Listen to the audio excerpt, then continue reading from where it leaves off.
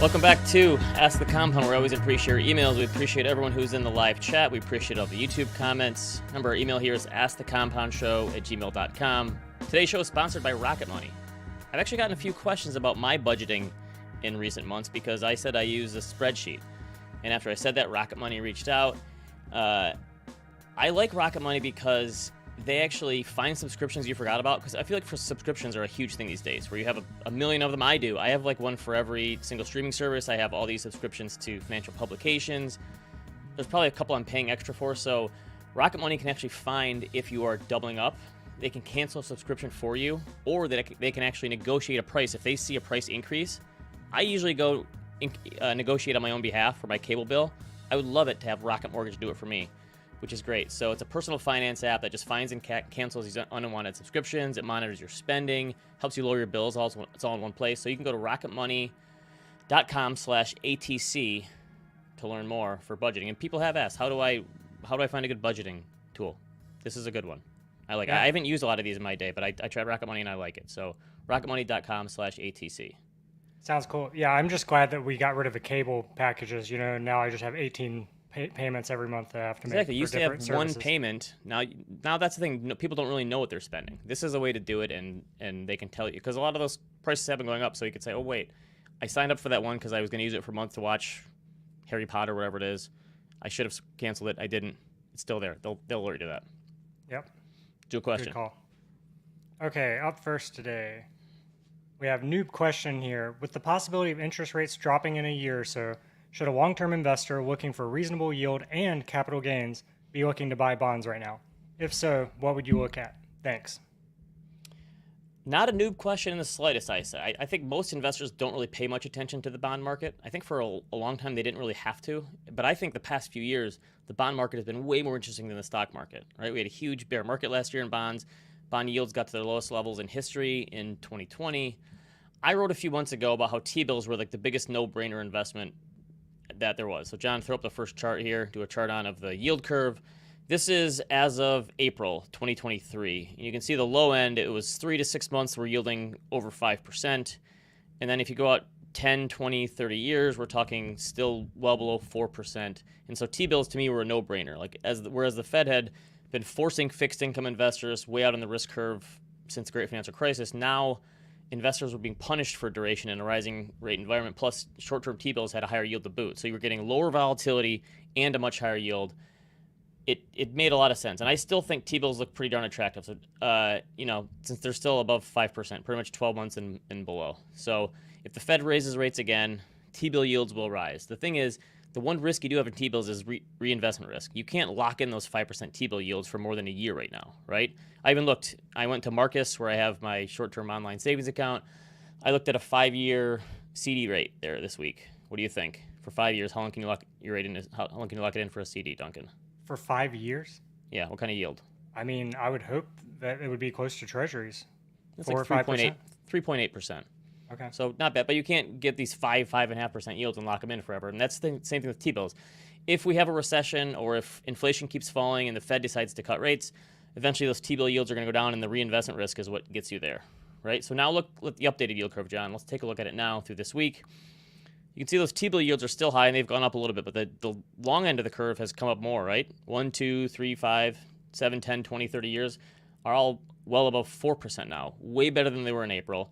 That's meant for more pain for the bond world because rates have risen, so prices have fallen. But now you can earn, and you still get, a premium in the T-bills, but I think intermediate-term bonds are looking way more interesting from a combination of higher yields and falling inflation, right? I'm not a bond trader, but let's look at the case for adding some duration here. John, throw up my table here. So this is a table of the duration and average yield maturities for various bond ETFs. So 1 to 3 year treasuries, yielding almost 5%. Duration is almost 2 years. 3 to 7 year treasuries, little lower average yield to maturity, about 4 years of duration. 7 to 10 years is 7 years of duration. And the AG, which is like a total bond index, is yielding about 5% and about 6.2 years for duration. So just as a reminder, duration is just a measure of interest rate sensitivity to bond prices. So Duncan, if interest rates rise 1% and you have a duration of 5 years, your bond prices will go down 5%. Right. And then the inverse is true. If rates fall 1%, your bond prices go up 5%. Now the thing is, when bond yields were 1% and rates went up 1%, you got dinged 5% for that duration, but your 1% yield barely gave you any cushion. Now, if you have a 5% yield, in a year, you're breaking even. So, yes, it would sting if bond rates went up from here and because the economy accelerated or the Fed kept raising rates or inflation stays high, but you have a much bigger margin of safety now in these intermediate term bonds. And oh, by the way, if your rates rise 1% from here, now we're talking about 6% starting yields. So I think now that yields are higher, the break even and margin of safety is much bigger. So bonds could have some short-term downside, but 90 to 95% of expected returns 5 and 10 years out for intermediate term bonds comes from the starting yield. Whatever the starting yield is, plus or minus a little bit of wiggle room, that's going to tell you your future return. So expected returns are way higher because we went through the pain of 2022 in the bond bear market. So I actually think that you're in a much better place now. And if you want to hedge for recession risk or deflation risk or rates falling and the Fed cutting, intermediate term bonds look pretty good. Another positive development is TIPS yield. John, throw this up there. This is Treasury inflation protected securities. This is the 10-year. I was taught early in my career, anything in the 2 to 3% yield range for these, this is nominal yields, is a good development. And what this means is you're getting that yield plus the inflation kicker. So that's a pretty good deal. You can see in 2020, 2021, and 2022, it was negative nominal yields, meaning you were accepting yields that were less than 0%. Plus, all you were hoping for was inflation there. And those bonds got killed because rates rose too. So I guess my thinking here is I don't pretend to have the ability to predict where rates are going to go, but I don't think you need to bank on capital appreciation from bonds to do well here. If rates just stayed where they were at 4 or 5%, you're doing way better than you were over the last 15 to 20 years. So I think you have some options. If you're worried about rising rates or inflation, T-bill yields are still nice, and if rates rise more, they will rise too. If you're worried about deflation or recession or falling rates, intermediate-term bonds look good. You could go way out on the risk curve and do 20 or 30-year bonds, but that's too much volatility for my liking. And then if you're worried about purchasing power, you have TIPS, where you have yield plus the inflation kicker. So I don't know. I think if you're diversified in the fixed income space, your options haven't been better in, 20 years or so in this space. So I think you're pretty good. And again, you don't have to have yields fall to do well here. You just have to have rates stay where they are, and you're going to be fine and clip those 5% coupons. I used to buy that junk J&K, I think was the ETF, because it had like such a nice juicy yield. What is that at these days, you think? Like, so that's 7 or 8%, I guess, something like that. But then you take away any default risk. We're talking mostly treasuries here. The ag is like 40 or 50% treasuries, so that's not all treasuries. They don't have any junk bonds in there. But based on your tolerance for risk, that doesn't really surprise me that you're into junk bonds. That's more like equity risk, though, when the excrement hits the fan. So, but yeah, no, I think you're in a much better position for fixed income in terms of having options now than you did before. Right. Also, rest in peace, I-bonds. Haven't heard anything about those. That was in a fun long time. for like 9 months. Yeah. Okay. No, that question remember was how many questions Roger. we got about that? I know, that was like weekly. Every week we had I-bond questions. So. Now nothing. Yep. So yeah, that was Roger. Up next, we have a question from David. First off, thank you for all that you do and all the insightful content you put out. I'm 24 years old and have managed to save up roughly $135,000, half in a high-yield savings account and half in taxable and Roth accounts. Yep. I don't have any equity built up in a house, nor do I have a 401k. I'll be taking the Series 65 and CFP later this year and will hopefully land a job with a 401k and benefits. Did I ultimately screw myself by not having a 401k earlier, or am I okay for now? This is a 24-year-old. Yeah, asking if it's too late. You're doing just fine. Obviously, like the personal finance gurus have got to this person, to David. My first job, I worked in the industry. I was there for 3 years or so. My salary was buckus. I didn't make anything. There was no 401k plan. I had no dental insurance. We had health insurance, but it was bare bones. And I mean, I just got out of college, so let's be honest. I didn't go to the doctor, right? Never. Who goes to the doctor when they get out of college? Unless something's really wrong. Even then. So it was a small business. There was 5 of us. There was one main guy, and there was 4 younger people who were just kind of learning. And I learned a ton on that job, so it was definitely worth it. It was more about learning than earning for me, right? So I learned a ton of stuff that I still use to this day about asset allocation and investing guidelines and client communications and setting expectations. It was great.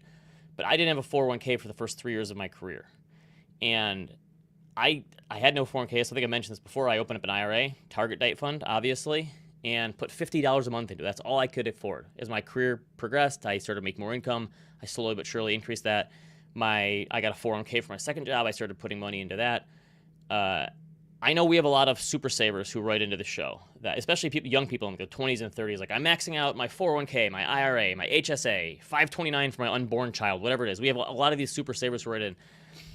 I applaud those people. You're so far ahead of the game. Your money and you didn't even know it, right? I just turned 42 this month. I don't think I started maxing out my 401k till my early to mid 30s, right? Seems late. Like, Ben, how could you? What is wrong with you? Like I said, I didn't make a lot of money early in my career, so I've been playing catch up for the last 8 or 9 years pretty much.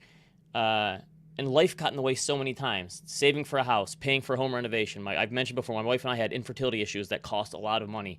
All that stuff held back our retirement savings, so I couldn't, I got close, but I couldn't really do it. I think I was maybe 33 or 34 by the time I could finally max out. And guess what?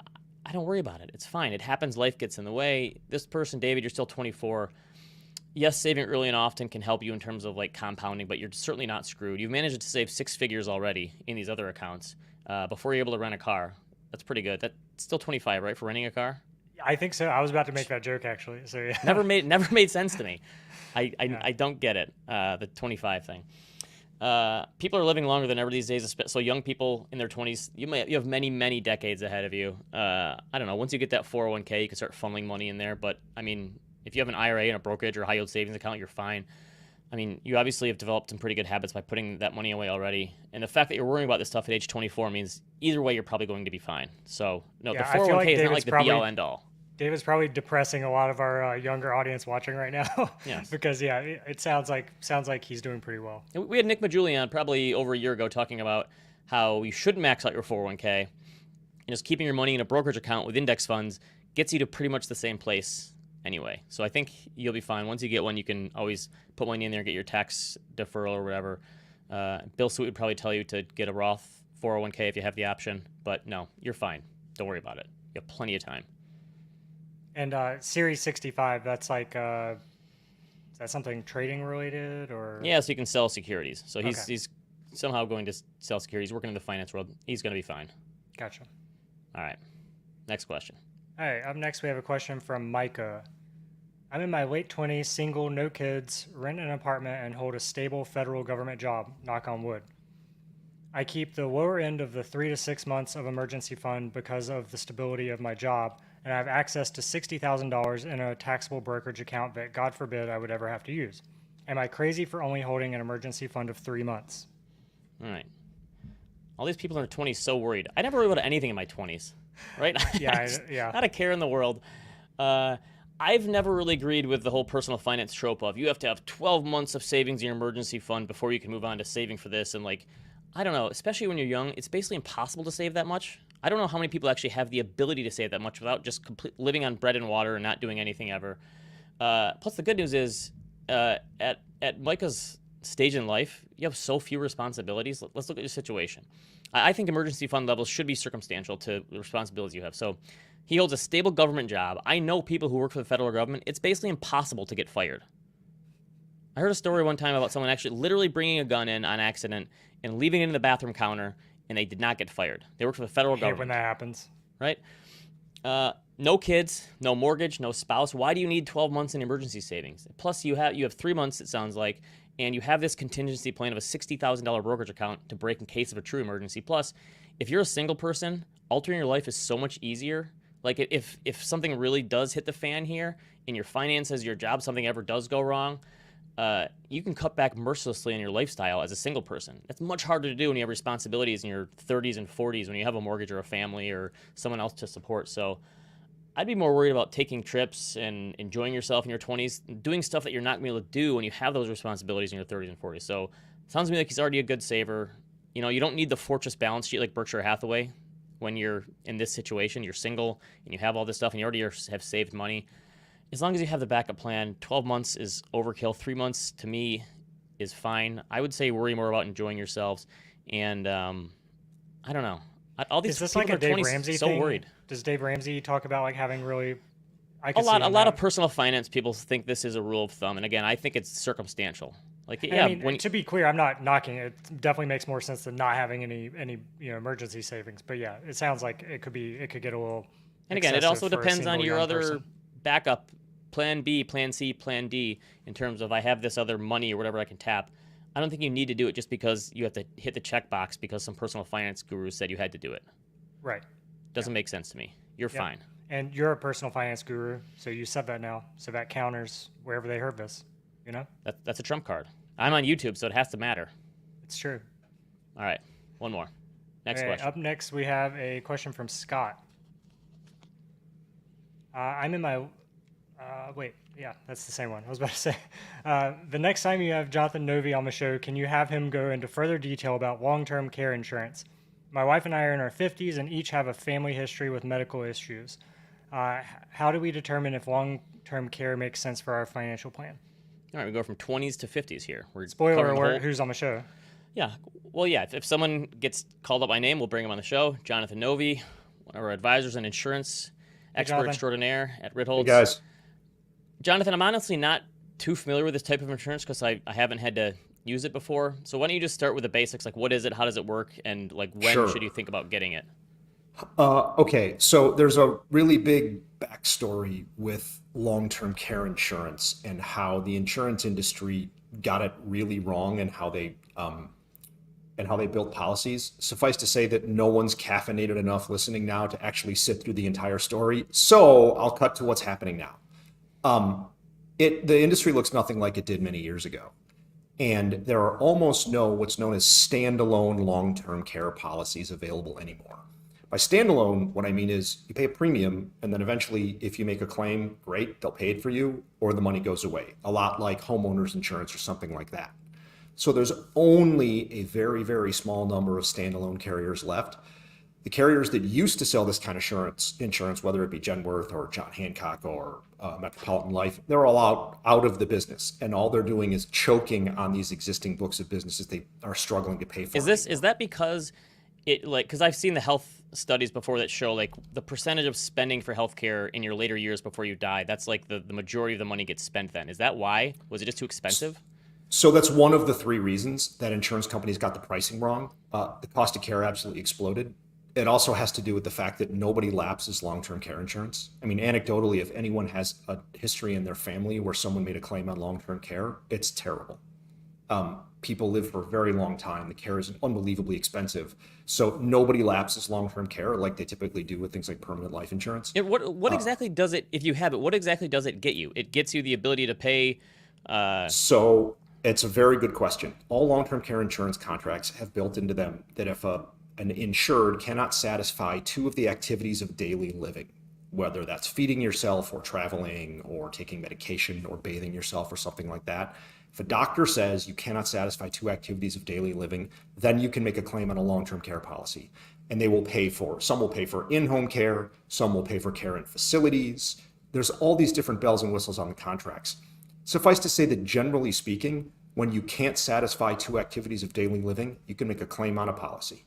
And there's like 90-day elimination periods or 180-day elimination periods, but we can get rid of all of the kind of small details there.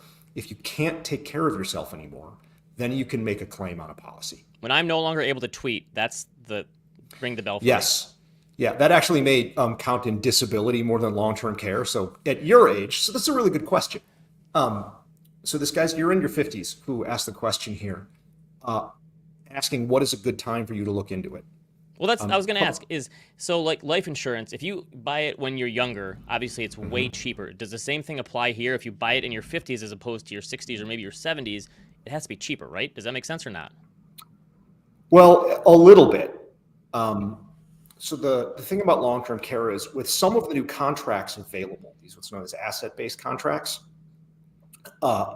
people can't buy it before they're age 50 or 55 because carriers won't sell it to them, because then what they have to do is accommodate a rising benefit, an inflated benefit, and it's more risk for the insurance carrier. So some of these you can't buy when you're young. Other kind of contracts you can. Most of what you can buy now is a life insurance chassis with a long-term care rider or capability attached to it. So when you think about what the right time is to buy it, most importantly, it should be grounded in your financial plan. Most people, like Ben, you like me, I'm in my early 50s. I'm busy paying term insurance premiums. I'm busy paying for disability insurance because the bigger risk right now to my family is that I die or I'm disabled. And I'm saving for college and I'm doing all of that stuff. And once I have all of those things paid for, if there's any money left over, then I'm probably going to be investing it in something else. So long-term care comes in when all of a sudden you probably don't need to pay for disability insurance anymore, or term insurance isn't necessarily a thing because people buy insurance because there will be a financial impact on their family in the event they were to die or in the event they were to need long-term care. There's a time when it fits into your individual financial plan. And that's what somebody should pay attention to, is when it becomes reasonable for them to think about, one, how they can afford it, and two, when it fits into their plan. Now, the older you get, obviously, the more expensive it is. So 50s is actually a reasonable time to look at it. But I want to point out one other thing in his question. With a family history of like cognitive issues, insurance carriers, many of them will underwrite those issues and limit an individual's ability to be insured based on a family history of cognitive issues, whether it be dementia, Alzheimer's, Parkinson's disease, stuff like that. So wait, so how do you do like the cost benefit on this then? Because you would have to, at a certain point, you'd have to say, well, if they're going to jack the rates up on me because I have a family history, is it better for me to just set aside some money as opposed to buying the insurance? It might be. It might not be. With insurance, if you make a claim, you can point out, like once you've paid your premiums, how long it will take you to have made your money back, or how long it will take you for it to have been worth it. Now, there's other thing that goes along with long-term care insurance.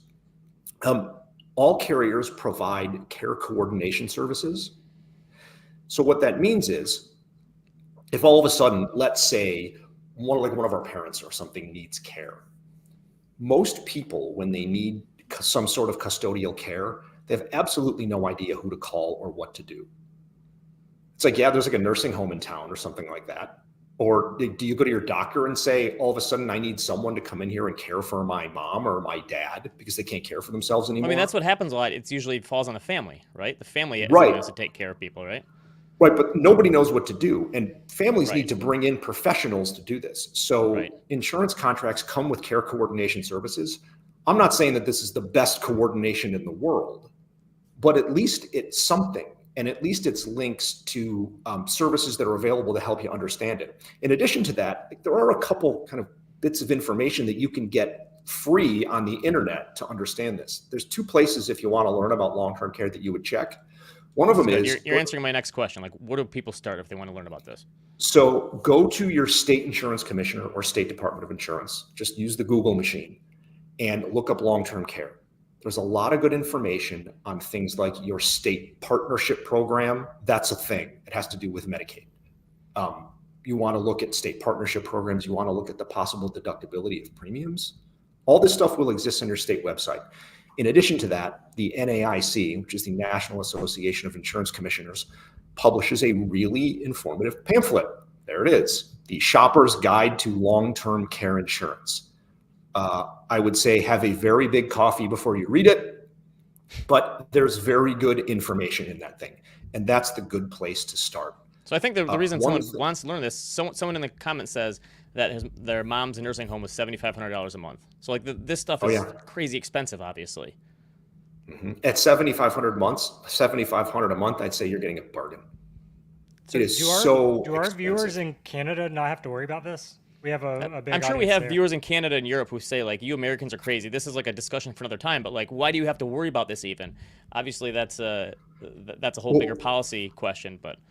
So regarding that policy question, the state of Washington was last year or the year before, actually, it mandated that citizens own a state-sponsored long-term care insurance policy. It's not a very big one, and they're paying for it through a payroll tax, a 0.58% payroll tax. There are two other states right now that are considering doing that. I think it's New York and California. There are ways to opt out of that insurance contract if you can prove that you own a policy yourself. But this is a thing now legislatively, and people are recognizing that the cost of care is unbelievably high. Especially with people living longer, and we have all these 70 million baby boomers, and like that's a right.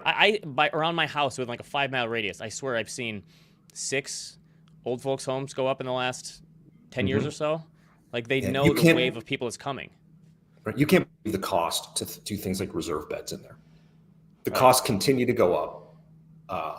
And as a result, like insurance carriers for existing policies and things like that, they're raising premiums on policies that have been in force for years. I mean, anecdotally, my mom and dad own a contract where the cost of it has doubled to maintain the same benefits that they had when they started.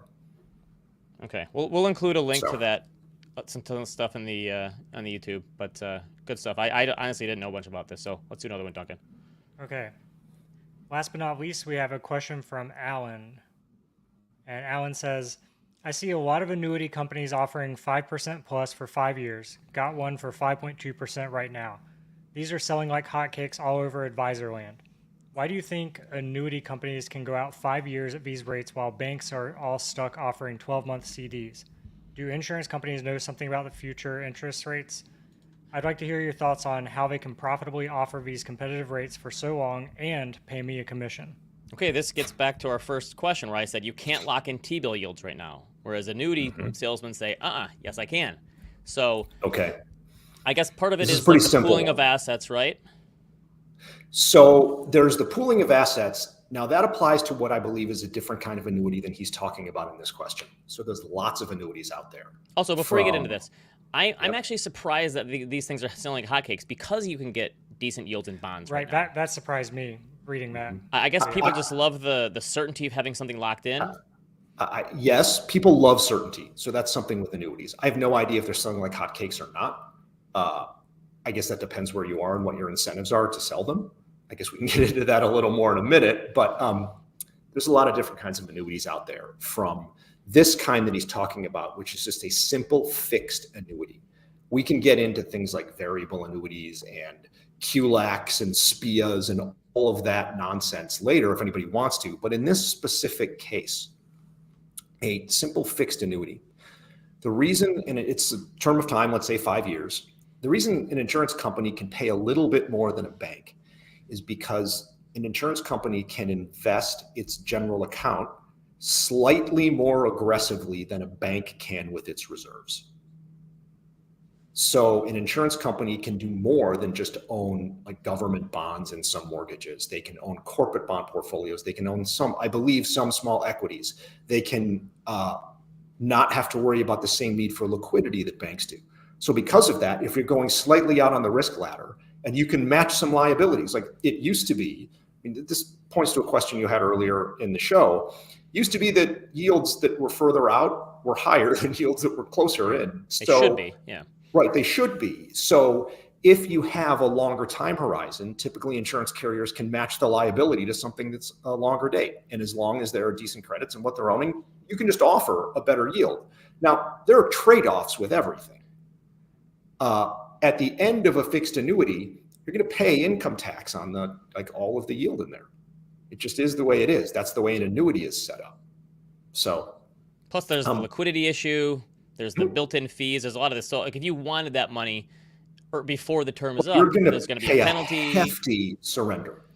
You're going to pay a really hefty surrender. So that's part of it too. Is if it's a 5-year annuity, you're giving up that liquidity, and that's one of the reasons that they can pay a higher yield, because they know they don't have to pay you back in 12 months if you want the money. Otherwise, you have to pay a fee, and your yield goes down, obviously. So it's essentially Exactly it's a right. contract. You're signing a contract, and to get out of it, you have to pay to break the contract. Yeah, it's a contract with an insurance company. And to be fair, granted, you wouldn't be that worried about a reputable insurance carrier paying you back, but there is slightly more risk to an annuity than there is a CD, because a CD is FDIC insured. Right, you have the counterparty risk. Yeah. I think the one thing we've learned today from you, Jonathan, is that insurance products are complicated, right? I think we So learned they both can these be. questions. Yeah. They can be very complicated. There's another discussion about annuities to be had here that we can get into if you guys want to. About something I'd mentioned to you, off the show, Jonathan, is with defined outcome ETFs, which everyone's been talking about so much lately. Yeah, I mean, what role really do these products play? Do annuities play? Okay, so defined outcome ETFs are different than annuities that give you guaranteed income. I think defined outcome ETFs are great because people hate uncertainty. And it's the hating of uncertainty that is the reason, generally speaking, that people buy annuities. But annuities give you guarantees. Now, there's going to be a lot of discussion about whether those guarantees are worth it, but that's not a financial plan discussion. That's an individual discussion. That's right. Like So some people simply can't handle the discussion. risk of having a diversified Right. portfolio and seeing it go down in value or seeing it go up and be volatile, and they would just want something like this that just gives them money and tell me how much money I'm going to get. And obviously, you don't have to. It doesn't have to be all or nothing. But I think that's the idea. Some people just don't want to have that uncertainty. Right. And there's a lot of research out there, whether it be from Wade Pfau or Michael Kitces, it say that people with guaranteed income, meaning annuities, they tend to spend more in their retirement than people who don't have guaranteed income. And they intend to have a much more kind of psychologically comfortable retirement, like spending path. Which is another topic that's come up on this show a lot, is people who have Absolutely. all this money and they can't force themselves to spend it. So an annuity, you're right, it gives you a stream of income, even if it's a bad deal and it makes you spend more. For some people, maybe that psychological hurdle is worth it. Right. And generally, annuities do get have a terrible reputation that's well-deserved. Because the problem with annuities, like I've said before on here, it's not the contracts themselves. It's the people who are incentivized to sell them. Right. They come with big commissions. So anytime you have an incentive structure built in like that, there's going to be a loser. And it's typically the person who's buying the thing with the high commission. Right. So and maybe that's what the person asking this question should think about is like, is this a product that's right for some people in some situations? Yes, but is it right for every person in every situation? Of course not. And that's how you have to approach it. Yep. Yeah. All right. That makes sense. Good stuff, Jonathan. All right. Thanks for joining us. As always, we get a lot of insurance questions, so this is helpful stuff. Remember, you can email us. Happy to come on anytime. askthecompoundshow@gmail.com. I saw we had a couple questions in the live show today. We'll have to pull some of those out. Leave us a question or comment on YouTube. Give us a rating, review. What else, Duncan? Subscribe. All that good stuff. Yeah. Email and us. just a reminder, we don't have a TCAF this week, so we'll be back next week. Okay. Nothing tomorrow. All right. Watch everything again one more time. askthecompoundshow@gmail.com. We'll see you next time. Thanks, everyone.